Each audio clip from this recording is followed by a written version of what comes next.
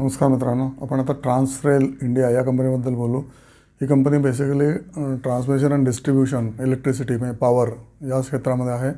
त्याच्या व्यतिरिक्त हे लोक पोल्समध्ये पण घुसलेले आहेत. म्हणजे इलेक्ट्रिसिटी पोल्स जे आपण बघतो ना, ओव्हरहेड वायर लावण्यासाठी जे पोल्स लागतात ते, त्याच्यानंतर ब्रिजेस, ओके, म्हणजे सिव्हिलमध्ये पण घुसलेले आहेत, ओके, आणि lighting in the cities, civil electricity substations, असे बऱ्याच लाईट एरियामध्ये हे लोक आहेत.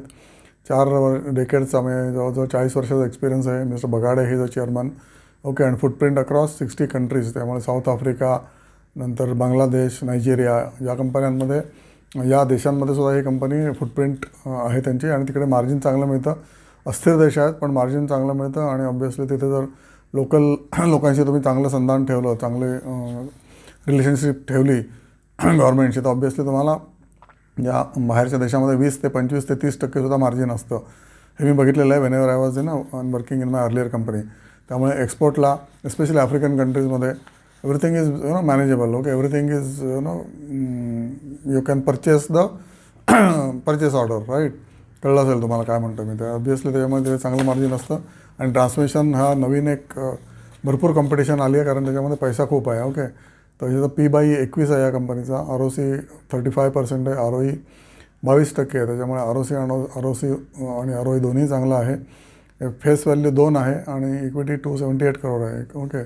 फेस व्हॅल्यू 2 ऑलरेडी असल्यामुळे याच्यामध्ये स्प्लिटची शक्यता पुढील काही वर्ष नसणार आहे, ओके. T&D म्हणजे ट्रान्समिशन डिस्ट्रीब्युशनमधल्याच ऑर्डर 92% यांच्याकडे आहेत. काम जे आहे ते सिव्हिल कन्स्ट्रक्शनचं 4% आहे. रेल्वेजमध्ये पण हे लोक घुसलेले आहेत. रेल्वेचं पण भरपूर काम असतं. Speed with which railways is expanding is like mad. त्याच्यामुळे रेल्वेमध्ये सुद्धा यांचं व्हर्टिकल आहे ते आता अजून हळूच नक्कीच वाढणार आहे. 1%वरनं 5%वर एका वर्षात सुद्धा जाऊ शकतं. पोल्स अँड लाईटिंग सांगितलं. आणि सोलर EPC, ओके. सोलर EPCमध्ये पण हे लोक आहेत. EPC म्हणजे काय? टर्नकी प्रोजेक्ट, की सगळं करायचं, right from design to commissioning and handing over. That is called as EPC project, okay, total project. आणि या कंपनीचं ऑर्डर बुक जोरदार आहे. 15% 25% CAGRने ऑर्डर बुक वाढतं आहे. 14,500 कोटी ऑर्डर्स आहेत त्यांच्याकडे 2025ला. आणि EBITDA पण CAGR वाढतं 35%. आणि PAT CAGR also is increasing by 50%. 50% CAGRने हे लोक 2022पासून ग्रोथ दाखवलेले आहेत. ऑब्व्हियसली हा ग्रोथ शेअर आहे. आणि टेक्निकल ग्राफ तुम्ही बघा. मी टेक्निकल ग्राफ बघितलेलं नाही आहे, पण टेक्निकल ग्राफ बघूनच तुम्ही या शेअरकडे लक्ष देऊ शकता आणि डिसाईड करू शकता की याच्यामध्ये आपण इन्व्हेस्ट करायचे आहेत का नाही. Power is a sunrise sector. त्याच्यामुळे पॉवर कंपन्यांना भरपूर आणि इन्फ्रा कंपन्यांना प्रॉब्लेमच नाही आहे, ओके. बघा.